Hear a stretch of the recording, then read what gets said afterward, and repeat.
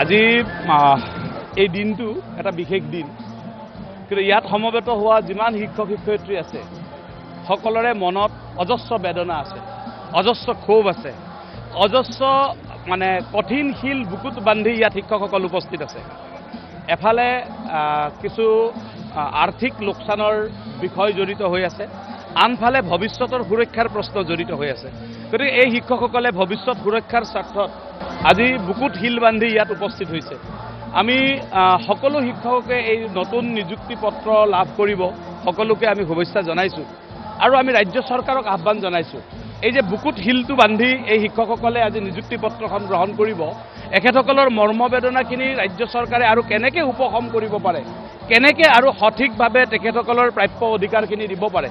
আজি তেওঁলোকৰ CLবোৰ জমা হৈ আছে, সেইখিনি কেনেকৈ কনভাৰ্ট হ'ব, তেওঁলোকৰ অন্যান্য এৰিয়াৰ কিছু পাবলগীয়া আছে সেইখিনি কেনেকৈ দিব, নে নতুন নিযুক্তি হোৱাৰ লগে লগে সেইবোৰ এৰি দিব, এৰি দি যদি আৰু অন্যায় কৰে তেনেহ'লে এইটো বেয়া কথা হ'ব।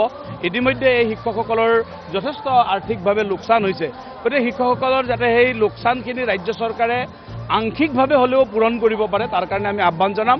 মই 2014 জইন কৰিছিলোঁ। চৰকাৰৰ এইটো কামত কিছু পৰিমাণে সুখী যদিও অলপ দুখীও হৈছোঁ।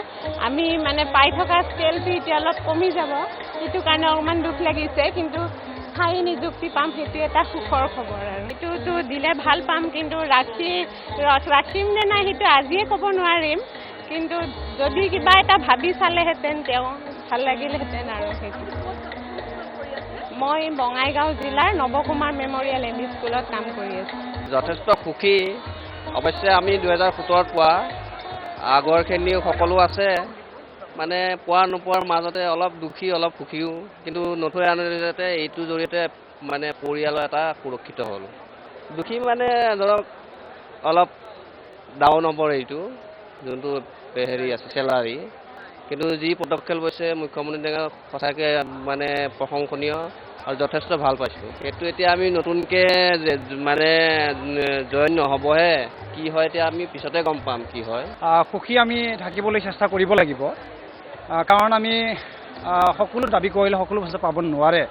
এটা কথা আমি দাবী কৰি থাকিলেই নহ'ব, আমাৰ বয়সো যথেষ্ট আছে, যিসকলৰ বয়স অলপ কম আছে সিহঁতৰ কথা অলপ বেলেগ, কিন্তু এটা কথা আমি আগত ৰাখিব লাগিব, আমাৰ পৰিয়াল আছে, যিহেতু আমাৰ মা দেউতা আছে, নিজৰ ল'ৰা ছোৱালী আছে, নিজৰ মা দেউতা আছে, নিজৰ ল'ৰা ছোৱালী আছে, য'ত আমাৰ মানুহৰ জীৱন কোনো গেৰাণ্টি নাই।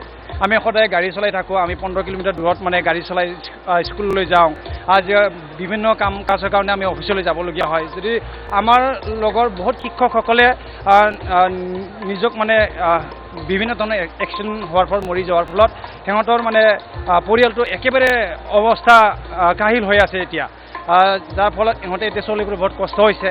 কিন্তু সেইকাৰণে যাতে আমি সেই অৱস্থাটো যাতে এতিয়া আৰু আমাৰ নহয়, যাতে আমাৰ মাজৰ পৰা যদি কোনোবা যদি কিবা দুৰ্ঘটনাৰ ফলত বা যিকোনো বেমাৰ আজাৰৰ ফলত যদি গুচি যায়ও, তেতিয়া কিবা এটা ছিকিউৰিটি পাব।